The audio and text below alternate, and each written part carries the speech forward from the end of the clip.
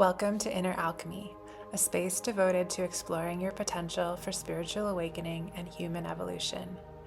My name is Bria, and I am a guide and a teacher supporting those interested in learning more about their power of self-healing and inner transformation.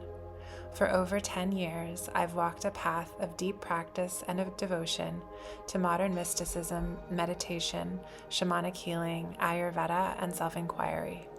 With this podcast, my purpose is to share with you some of the insights and attunements that are coming to me in my work with students, community, and my teachers as a way of passing the torch to you on some of these evolutionary ideas.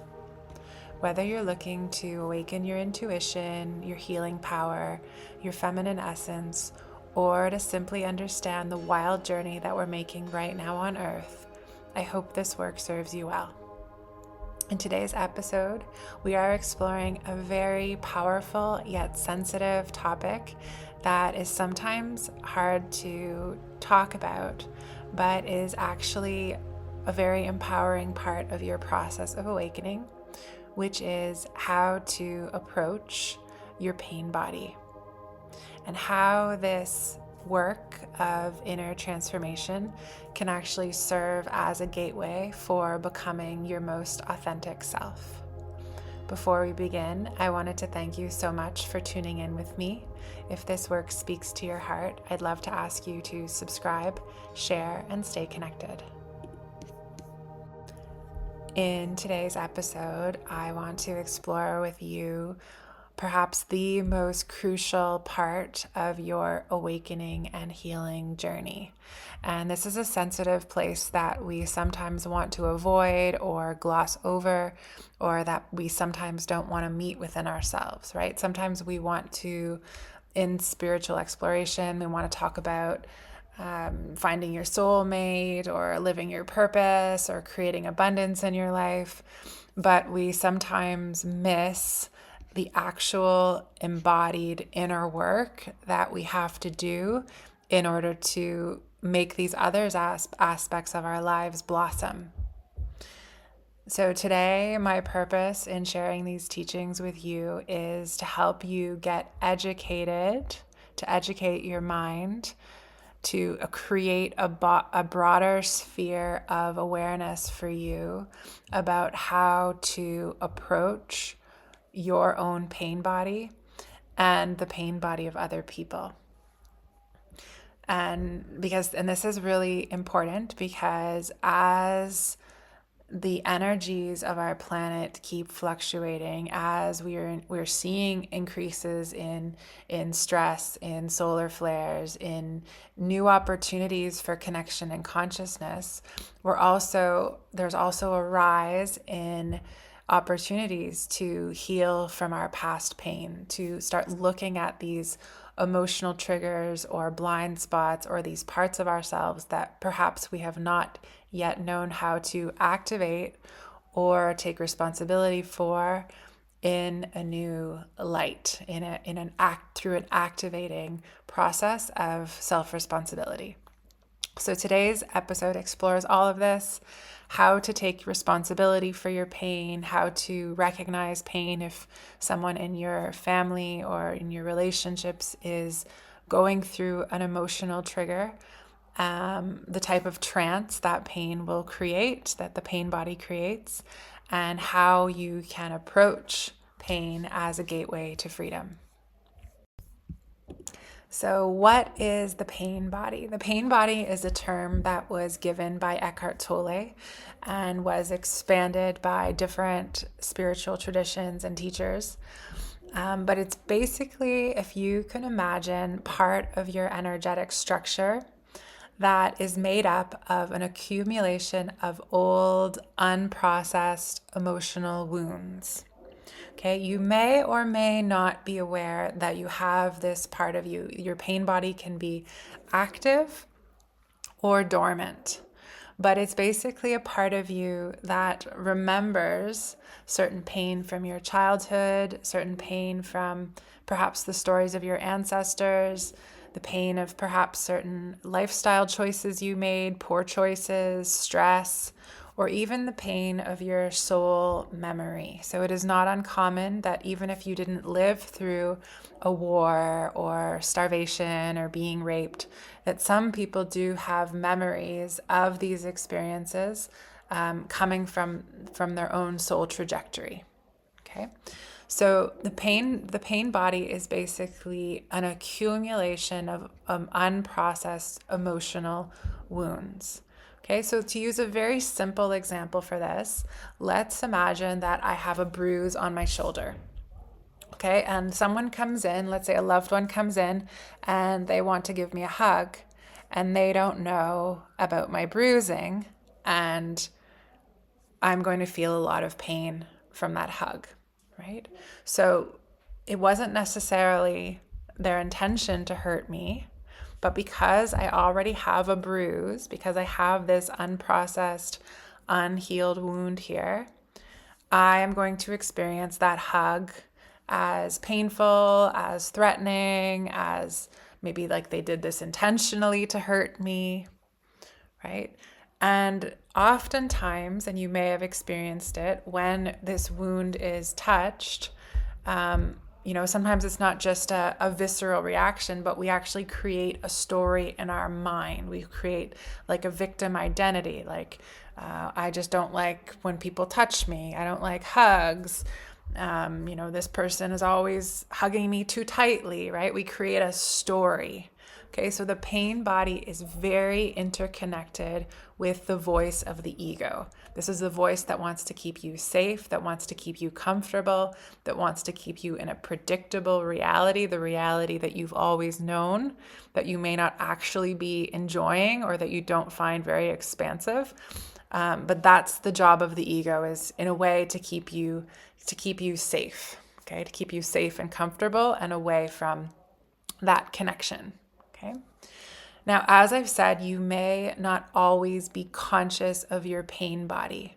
Okay. We see a lot of humans walking around in this state of, everything's fine. I'm very happy, but it's very easy to just numb and to distract ourselves in today's culture, right? To just go shopping and focus on your work and right? So we can stay so distracted or numb or kind of at the surface of our lives that we don't notice that the pain is even there. Our body is just in a survival state, right? And then one day something happens. Either you start doing healing work or something triggers you in your life, some kind of a jolt, like the loss of a loved one or a divorce, when all of a sudden this pain body, this wounding that we've perhaps been carrying our whole lives, these memories that have been in the subconscious, start flooding forward, okay? And this is where our work begins. Now, from the perspective of life is never against you. Life is always trying to promote your healing and your evolution, right? But it may not always feel like that for the part of you that is experiencing pain. Okay, let's say the person who they thought they were happy, they were doing well in life, and then they experienced the loss of a loved one, and then suddenly they're being confronted with memories of their childhood and being abandoned and all of these things that they thought they had left in the past, right?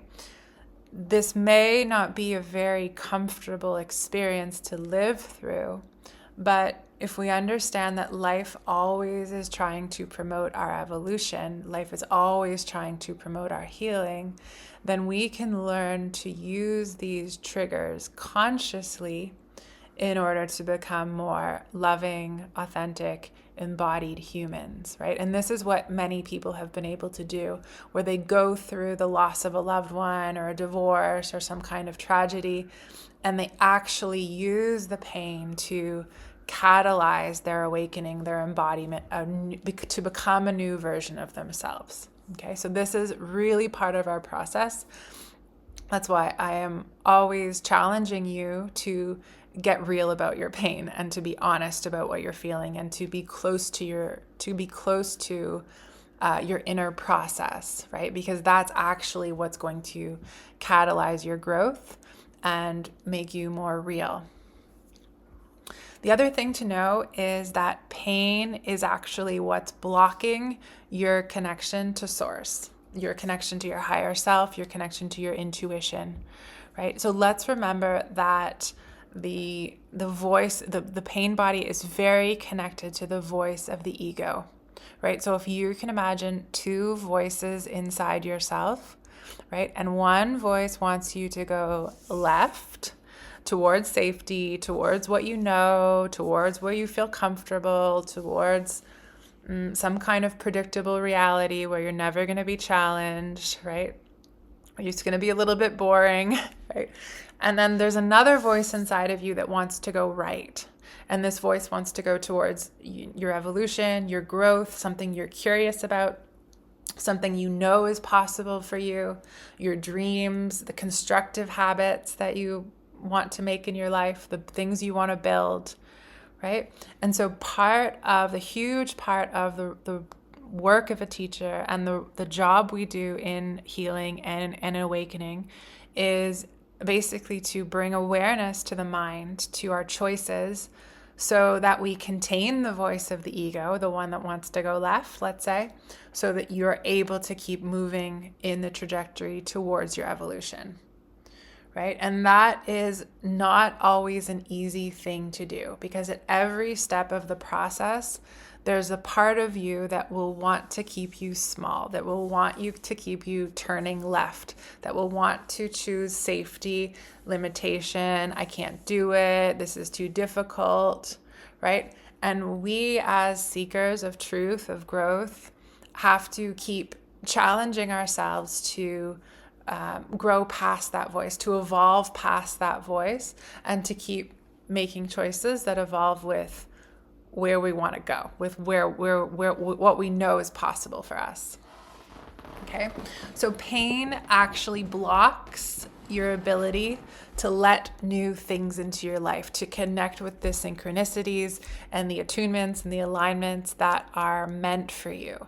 Okay, if you remember that example of the hug, the person with the bruise and the hug, right? That reaction, the pain body reaction is going to say, no, don't touch me. I'm not letting anything else in. I'm not safe, right? And it is natural in the process of growth to meet these parts of yourself, especially when you're challenging yourself, especially when you're in a process of expansion or you're meeting new opportunities, new challenges. The voice of the ego or the pain body will come up.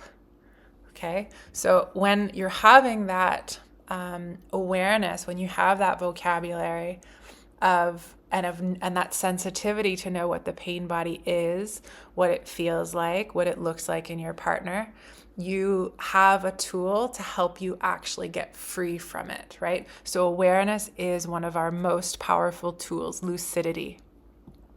Okay.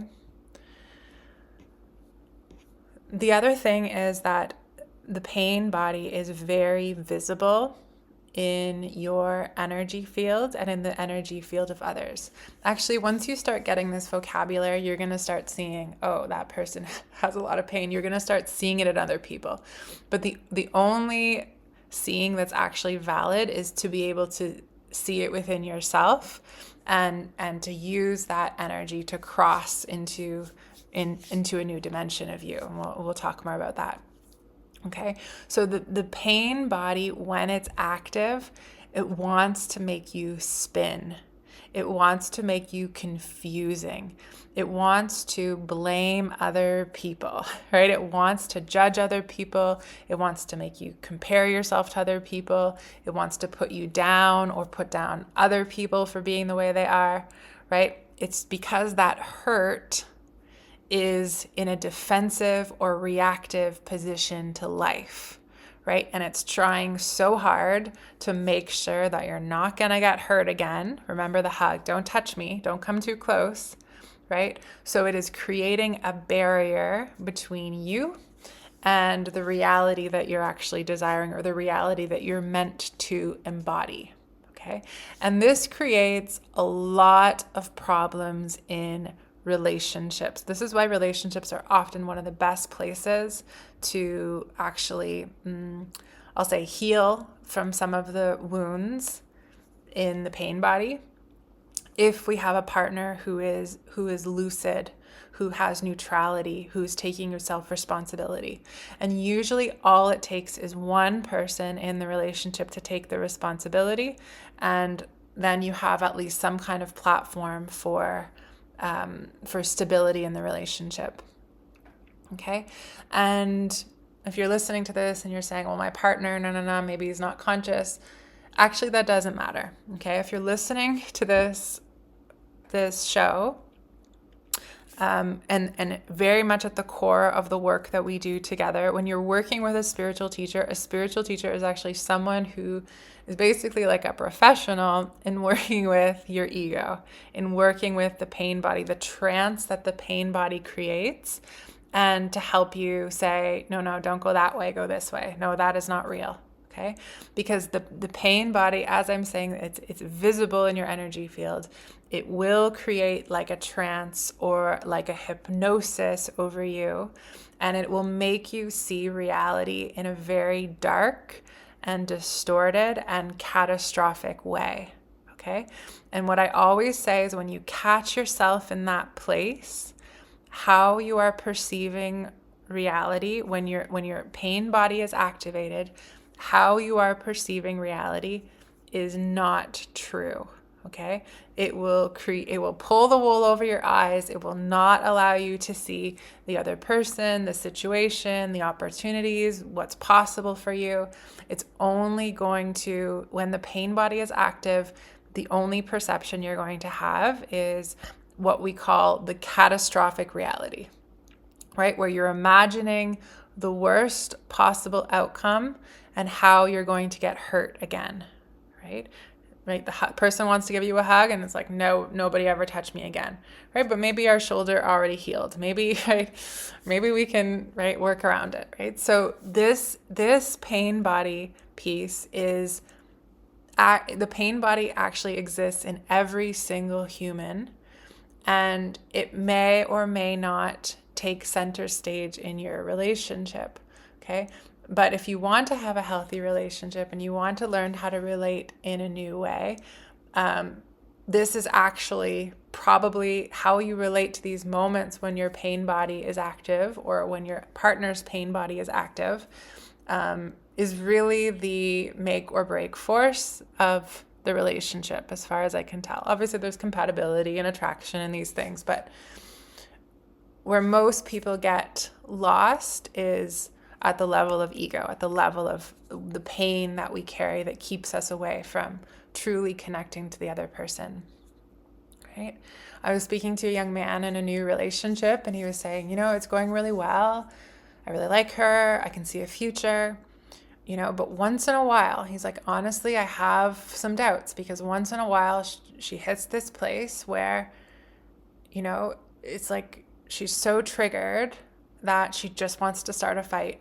And there's nothing I can do to help her or stabilize her. It's like when she is spinning in that place of hurt, it's like I feel like she's going to destroy the relationship. And if we're going to have a family, or like, it just doesn't feel like, if we have to work through these things, like he has the lucidity to see that when she's in her pain body, even though he loves her, right, and he wants to be with her, he knows that from the pain body, the relationship won't be solid, right? It can easily self-destruct, right? And this could be true for anyone, right? For so many of us, it's just he's able to see it so clearly in the relationship. Okay, so the pain body, if you can think back to the last strong argument you've had, or some kind of flare up, or maybe something you've watched someone else go through recently, right? The pain body, when it's active, actually takes over. It's like an entity. It's like a ghost. It is not you. It's not your real person. It's not who you really are, but it basically takes over your body, your mind, how you breathe, how you look at the other person. It clouds your judgment and it makes you feel all kinds of emotions and thoughts that are not the real you and are not reality. Okay? And the pain body also has a negative effect on your physical health. Okay? Because if you're letting it take over on a regular basis, you're kind of getting beaten up, right? You're believing that you're bad, you're unlovable, you did something in the past that was so terrible, life is so hard, nobody likes me. And those beliefs coming from the pain, right, are going to show up in your posture, in your skin, in your eyes, in the health of your organs, your heart, your kidneys, your immune system, the back pain, right? So our pain actually expresses itself as a physiological message, as a physiological expression, right? And a lot of the teachings and the trainings of yoga and breath ontology, for example, is actually to help you open up and to help that closure we have when pain is active, when life becomes difficult, right? We tend to close down the body and shut ourselves off, cut ourselves off from connection. And actually the training behind yoga and, any martial art is basically to reopen those channels, those energetic channels through the body. So you're slowing down your breath, you maintain eye contact, you're still present in the moment. Right? Okay. And so how it gets held in the body, we're seeing this a lot right now in our culture with issues around fertility or sexual dysfunction. Like so much of what our culture teaches us about sex and sex being a cheap, thing that you can just use unconsciously, right? And then there's an expression of like erectile dysfunction in men or sexual pain in women. And oftentimes it's not actually a physical issue, even though it expresses itself physically, right? It's that your body is holding a memory of pain, of not feeling loved, of feeling rejected or being separate from being held, from what intimacy is meant to. It's actually a healing modality, right?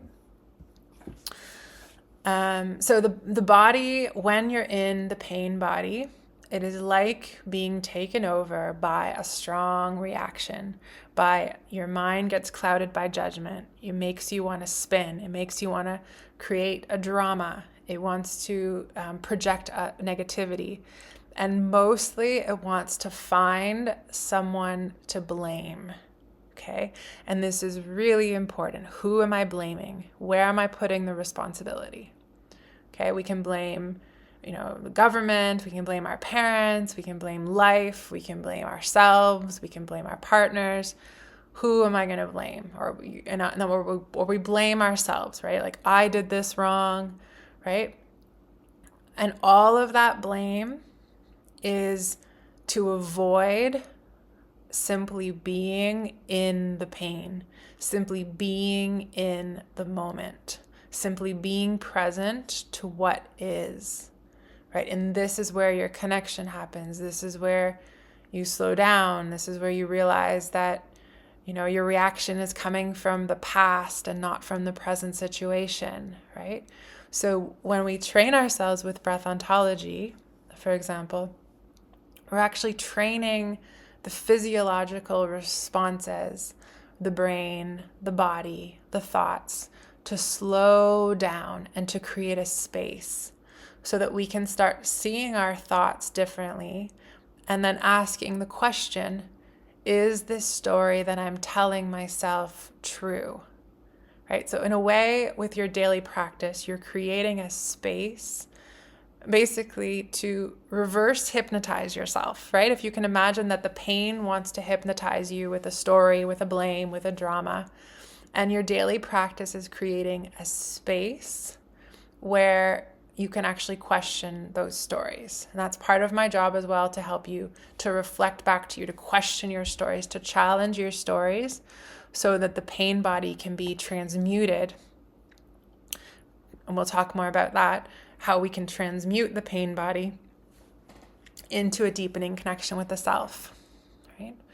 I'm working with a really good friend of mine, and she's just coming out of a divorce, and she met an amazing man, right? But she's, just coming out of a really long marriage. And, so this man is amazing, but sometimes he's, a bit awkward. And so, she's going through this process of, trying to see him for who he is and not coming from, the pain of her marriage, the reactions, the defensiveness, all of her old story of who she's been before and where she's been coming from. And this is why sometimes relationships can be more challenging as we get older, because you have more baggage, right? And a lot of people haven't done the work to transmute that baggage into depth, into presence, into wisdom, right? But because she's done this work, it's actually like flowing with so much grace, so beautifully, and it's actually deepening her process of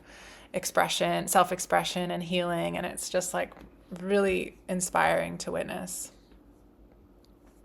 The other thing I'll say about the pain body is that this is one of the challenges, the greatest challenges of being a spiritual teacher, is because we work with the pain body and with the ego.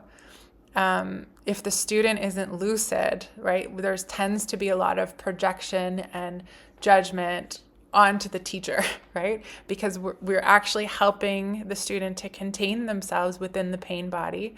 But the pain body and the ego can be very, very tricky to work with, okay? Because the pain body and the voice of the ego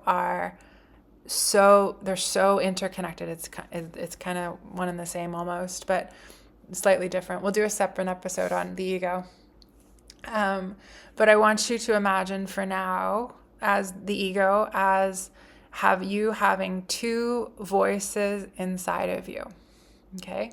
And people think that, when you become enlightened or you practice, you just have no more ego. You don't have to deal with these voices anymore, but they do come up. Okay. The ego does come up when you're in a period of expansion, when you're stepping into the unknown, right? You're going to have to feel this part of yourself. Okay. So the ego, if we can imagine, it's like having two voices inside of you. Okay. And one voice wants you to go left, and the other voice is telling you to go right. Right. And to go left is to go towards fear, towards contraction, towards the reality that's safe and comfortable and boring, and where you're actually kind of depressed, and right, the little me, the poor me, I can't do it, no one ever helps me, right? That's one voice of the ego, is to keep you small, wants you to go left, okay? And there's another voice inside of you that wants to go right, and the going towards your right is towards the yes to life. Yes to being yourself. Yes to knowing what you want. Yes to building something different, to creativity, to adventure, to expansion, to following what turns you on, the passions, what brings you to life. Like life is an adventure, right?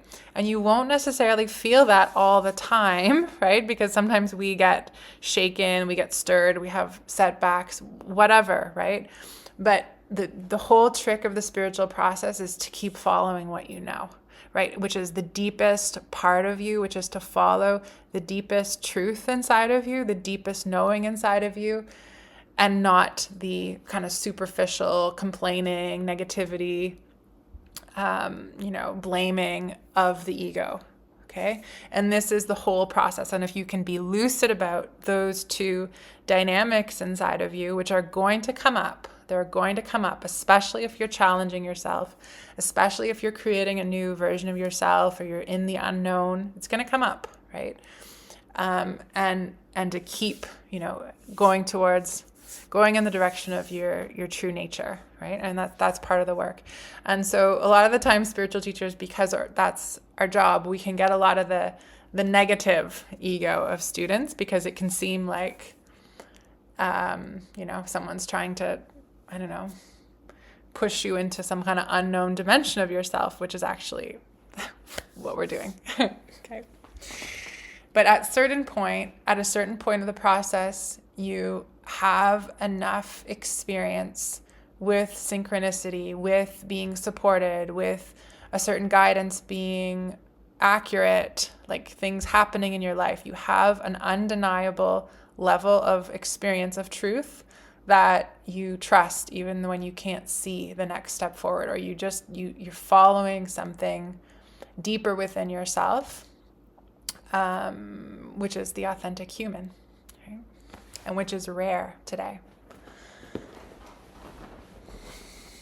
So how do you know if you are in the pain body, if your pain body is active?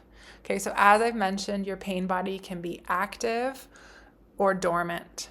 Okay, so in a very active pain body, this is when you're in a period of depression, feeling super triggered or angry or irritated all the time, right? Like you're being treated unfairly. It can be triggered by a betrayal, a rejection, the loss of a loved one, an affair, right?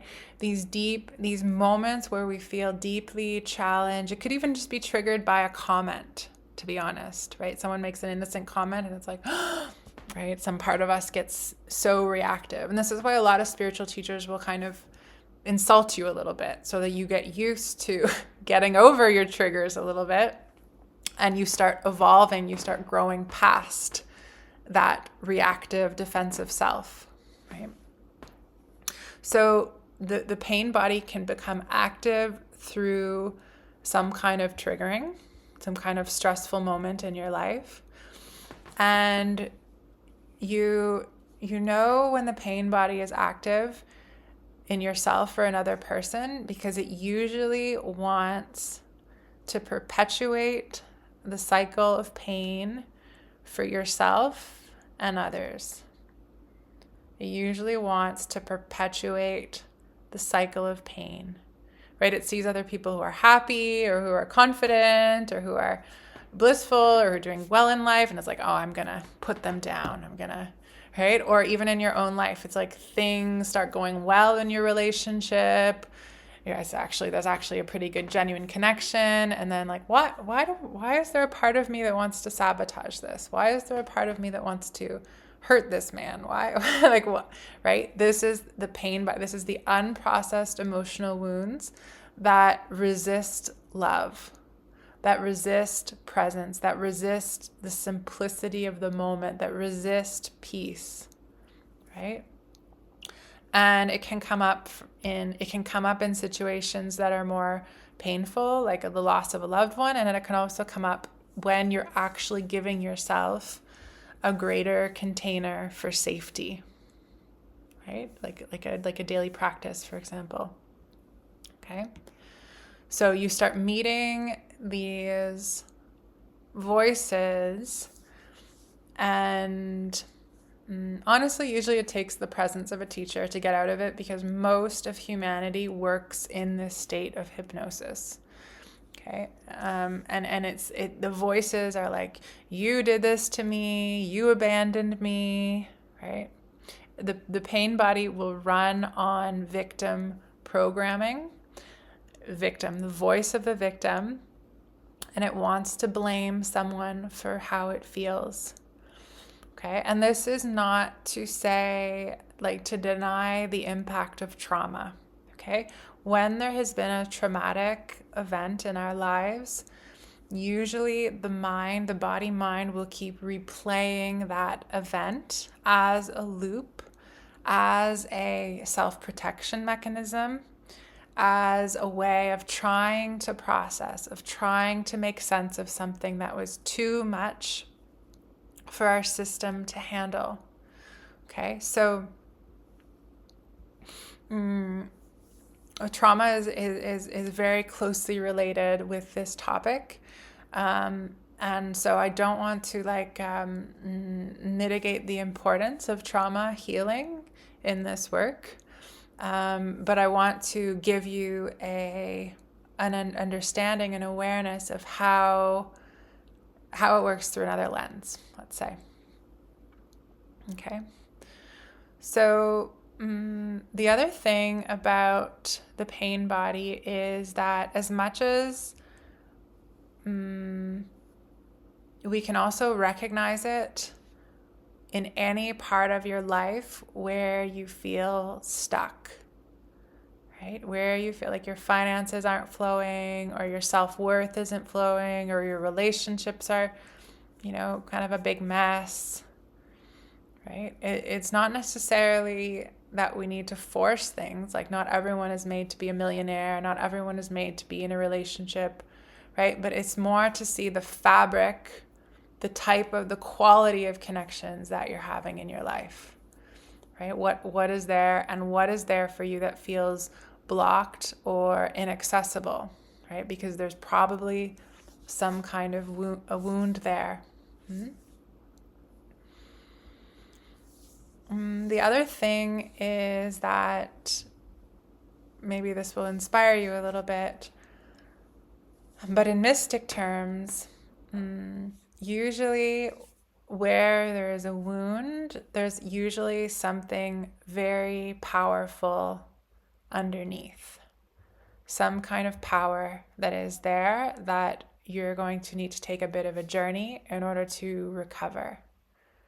Okay, so it's a bit confusing, because sometimes we think with the peace and the bliss and the joyfulness that we cultivate on the spiritual path, that when we encounter pain, that we're somehow doing something wrong, right? But in reality, we are cultivating a quality of presence, a strength of presence, to allow ourselves to meet uncomfortable situations, or to meet these parts of ourselves that somehow we've forgotten how to be, how to express, how to embody ourselves, and to gradually start awakening to those gifts inside ourselves. Okay? And I'll give you an example of this. One of my beautiful students, she's been noticing a tendency to want to pick fights with her partner. And specifically, the nature of the fight is to talk about like politics and spirituality and things that they maybe have different opinions on. It's like she wants to fight with him because they have different opinions. Right? And then she noticed, this is exactly the same relationship I would have with my dad when I was growing up. We would fight and he wouldn't respect my opinion, and there would be a big drama. And she noticed she was projecting it on her relationship with her partner, who's quite an open-minded guy, right? And so, first of all, she had that awareness, right? We worked on this together, but she had the awareness that, okay, there's a part of me that wants to be destructive every time we talk about politics or something, right? And there's a part of me that wants to punish him, or, fight with him, or just shut down the connection, right? And as we gradually started working together on this, she was, first of all, she had the detachment. She had the awareness to see, okay, this is not the real me. This is an entity, like this is a pain body thing. This is me creating a drama, right? But it's not the real me. And the second thing that we did in our process together, and she's learning, is how do I express a difference of opinion, right? Which she loves. She loves exploring ideas, philosophy, diversity of opinions, right? Seeing things from multiple perspectives. Like, she loves that realm, right? But somehow in her process of maturity, taking maturity as a woman, that part of her had somehow been difficult to access, or never fully embodied or fully empowered in her own expression, right? So through recognizing the triggers of her pain body, and through her own process of maturity, taking responsibility, she's actually uncovering an expression of herself that is actually more liberated, more genuinely her, more in her heart, more who she's always wanted to be, right? Like tapping into a different expression of who she is, which is the inner freedom, right?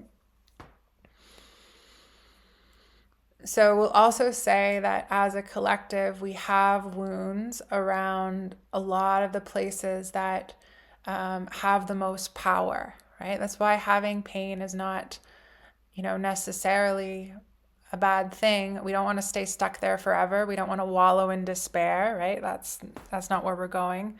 But the ability to transmute pain or to take responsibility for our wounds can actually bring a greater expression of our own hearts, right? And this is why, a lot of humanity's deepest wounds, like in sacred sexuality or in like feminine spirituality, or right, these things that are actually very powerful are hidden behind a lot of distortions and a lot of chaos. And it takes a certain level of purification and discipline to access those truths,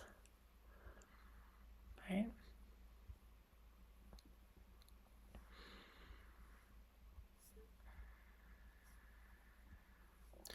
So I want to share with you now a few insights on what to do when you're finding yourself in your pain body or with the pain body of someone else. Okay, because right now, again, with all of the changes on our planet, all of the instability, I'm seeing there's a lot of pain coming up in the collective, and it's easy to get triggered, right? And so, but what we do with our process of awareness, how we give birth to ourselves through those through emotional turbulence, through moments of despair, moments of hopelessness, that's where the choice is, right? That's where the choice is of what type of humanity we're going to be embodying, right? And this is the split that a lot of spiritual teachers are talking about, where, as I said, the ego goes left, but the ego goes right, right? If we can choose to transmute our pain into beauty, into power, into self-expression, into a different version of reality, right? Or we can ignore our pain, blame other people, get into projections, denial, numbing, right? Which actually just leads us down the path of being a more disconnected, depressed, robotic, mechanical human, which I don't think it ennobles us as a species, right? So my work in supporting students right now, and a lot of the shift that's happening is like, which choice are you going to make, right? Am I going to go right, or am I going to go left? And in watching my own students go through these initiations, because I support your process, but in a way, the initiation, the transmutation is for you to go through alone, right? It's like in your inner choices, in your inner contemplations, in how you question the voice of the victim or the voice of the judge, right?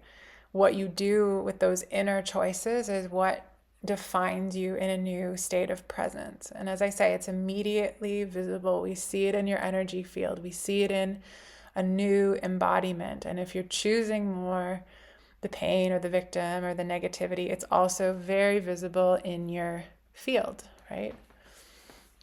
And there's no judgment on that. But my job is to actually represent a different alternative, right? Okay. So how are we going to approach pain when it's coming up, right? And I was sitting with another one of my beautiful students the other day, and she was saying she's in a new relationship, and she was saying, a lot of the things came up or are coming up in this relationship came up in my last relationship, but now, she's been practicing with me for over a year with breath ontology every day.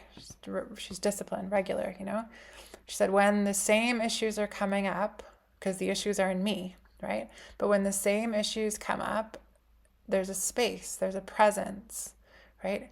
And there's a presence, right? And this is what we want to connect you with, is the presence that is present to the storm, right? It's witnessing your pain body. It maybe is feeling the reactions and the negativity and the anger and all of it, but it's also, there's a space, right? There's a space that where you're not that. You're not believing that as the entire story. And in the topic of relationships, in my experience, the couples that do the best are the ones that are able to make beauty out of those moments of triggering or the moments of pain, the ones who are able to meet those moments and still keep their bodies and their hearts and their words open, like the connection stays open to a different form of meeting, right? So it's not about not having pain, it's how do you stay in connection with yourself and the other through that process, right? So the first and really the only way to transmute pain, in a way, there are many tools, but the first and main tool we have is our presence, is our awareness, right? It's the ability, if you're in a tantrum, you let yourself be fully with it, right? You let yourself feel it completely, which is not always easy, not always comfortable, but you bring your full presence to that situation, right? Without looking away, without distracting yourself, without judging yourself. Oh, I shouldn't feel this way. There must be something wrong with me, right? Your full presence with the turbulence, with what's going on inside, right? And I was with my niece a few weeks ago. She's 3 years old, and she was having a big tantrum about something. She was really upset, and she was crying, and I just went to go see her in her room. And I said, do you want me to help you with your emotions? And she looked at me and she's like, no, I want my mama. Very dramatic. And I was like, well, your mama's not here, but do you want me to help you with your emotions? Right? Just the same steady presence. Like, I'm here. And she said, yes. And she just immediately, she got up off the floor. Like, everything shifted. She got up off the floor. Jumped up onto my arms, jumped up onto the bed, and she was just in a different state, right? But so often we don't know how to do that for ourselves, right? Or our inner parent is harsh, judgmental, we abandon ourselves, right? But what we actually really need is to learn how to educate our inner mother, our inner father, to be with ourselves fully, to let ourselves feel completely, and in that state of presence to realize that you're actually more supported than you think. Mm-hmm. And oftentimes the stories that you're telling yourself in that moment of presence, they start to lose their potency, right? You're like, oh, is that really true? No, like, I'm telling myself that I'll never find love. I'm telling myself that, all men will cheat, or like, but in that moment of presence, it's not true, right? You have way more power, way more solutions possible through presence, through contact, through being with what you're feeling, fully with it, without judgment.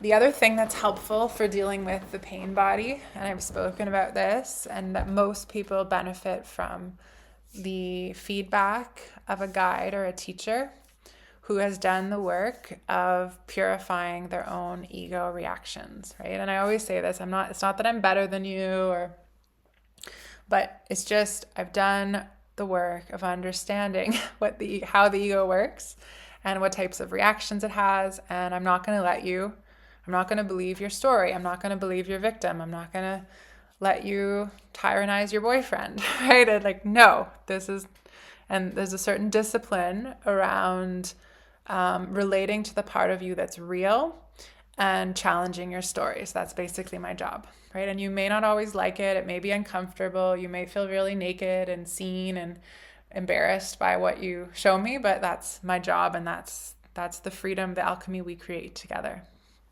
right?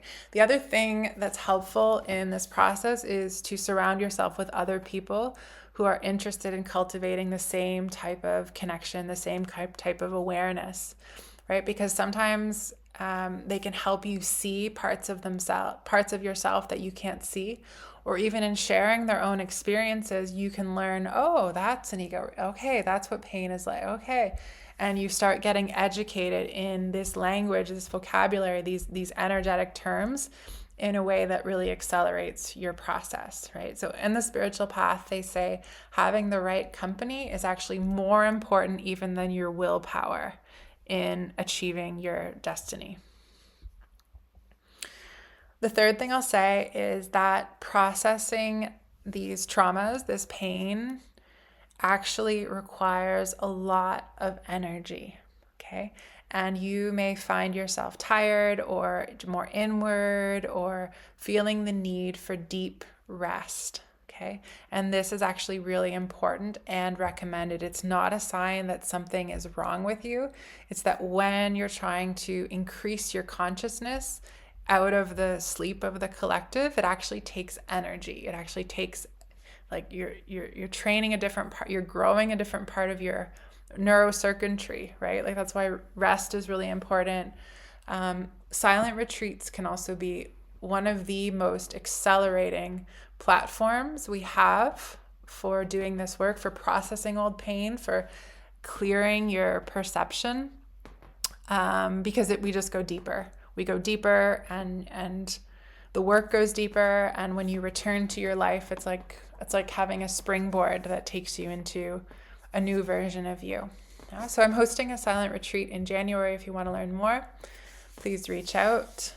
We're going to be focusing specifically on emotional alchemy, which is our theme this month.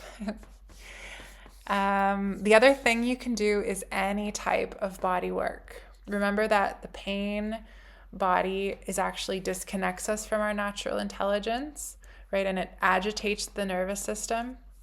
So any kind of like touch, massage, acupuncture, fascia therapy, a wool blanket, Ayurvedic self-care, all of that will help to remind your body that it's safe, that it doesn't have to overreact to everything, that it can release some of the old memories, and connects you more with your natural self. Right? The last thing I'll say is that you really want to have a clear connection, and all of you have this, and in a different way. You want to have a really clear connection with your own inner voice, with the vision you have for your life, or what it is you're passionate about, or what it is you're curious about, or what turns you on, what brings you to life, right? And not like just in a superficial way, like not the superficial things, but I'm talking about like the deepest part of you has some kind of memory or has some kind of vision for how you're going to get back home, right? For how, like, what this actually looks like for you.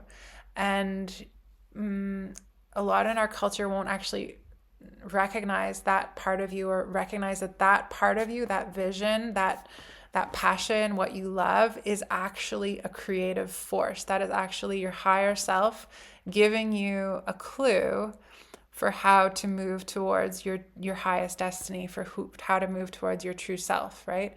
And you won't always get it right. Like you might be like, oh, I want to, I don't know, white picket fence or something, right? And the vision can evolve as you grow, as you learn.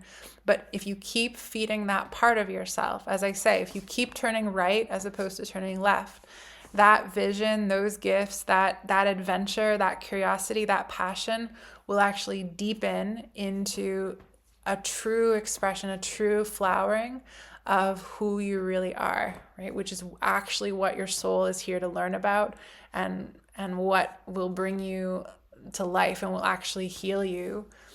It will challenge you at times, it will test you, but it will actually activate your potential and bring you into that state of being one with life, with other people, with your humility, with life as an adventure, and with periods of rest as well, like those periods of simplicity and just being and trusting that your being is enough, right? And so this is really that self connection, that connection to your true nature is really at the core of our work together, right? And that remembering of your true nature is it's like it's, you know, the how salmons are like, they know how to get home. That's your compass, right? To help you ride a lot of the waves of instability that are happening right now, and to move you to a reality and to synchronicities and to opportunities that are already there for you, right? And that are difficult to access when you're in the pain body, right? When you're in that place, okay? The other thing is that if you are finding yourself in a place where pain is very active, where you're feeling very reactive, where you're feeling discouraged, or you feel stuck and you don't know how to shift it, one of the main things I'll say is don't beat yourself up. Don't judge yourself, right? It's like when I was sitting with my niece, you know, I wasn't judging her at all, right? And that's what allows the witness that is non-judgmental. Okay, so what happens if the pain that I'm in right now is actually helping me? It's actually somehow drawing me towards a new expression of my gifts, towards, you know, making certain decisions or making certain choices that I've been avoiding, right? So the pain is not necessary. We don't want to judge the pain, and we don't necessarily want to make it go away right away, right? We just want that state of presence that is non-judgmental, that is friendly, and specifically, I would say also is supported by a daily practice, supported by a teacher who can give you neutral feedback. If you're not familiar with the breath ontology program, I would highly recommend connecting with me to learn more about that. This is a program where you will have a daily practice in movement, in breathing, in connecting with your body, and in learning to release some of the traces of stress, of the mind, of these reactions, right? So that we can actually learn to start moving you, teaching you how to navigate in your reality in a more authentic and empowering and liberating way. Yeah? The other thing I can suggest, if you're interested in joining us, we do have an empowerment and intensive coming up on December 13th. And our theme is emotional alchemy. So as much as I love sharing these teachings, and I believe that knowledge is power, one of the most powerful things we can do is actually to learn how to go within and to start letting our energy, our body, and our soul memory actually liberate what needs to be taught to us, what needs to be felt. Because sometimes from the mind we may think that we're having this and that issue, but then, you know, the body, or what comes through meditation, what comes through these group processes, can be on a whole other level. So if you're interested in learning more about that, or about the breath ontology program, or our January silent retreat, please reach out to me. I am super excited about hosting you guys for these events. So that brings us to the conclusion of this episode of Inner Alchemy. I hope this contemplation has served you well, and I really appreciate you taking the time to tune in and to share space with me. If you've enjoyed this episode, or some part of it inspired you, or opened up a new contemplation, or supported your process in some way, I'd love to hear from you in the comments below. I would also invite you to follow the show, to share it with someone who might need these teachings, and to stay connected with me for upcoming practices and teachings. Until next time, my name is Bria, and this is Inner Alchemy, where we support your transformation from within. Thanks again, and I'll see you soon.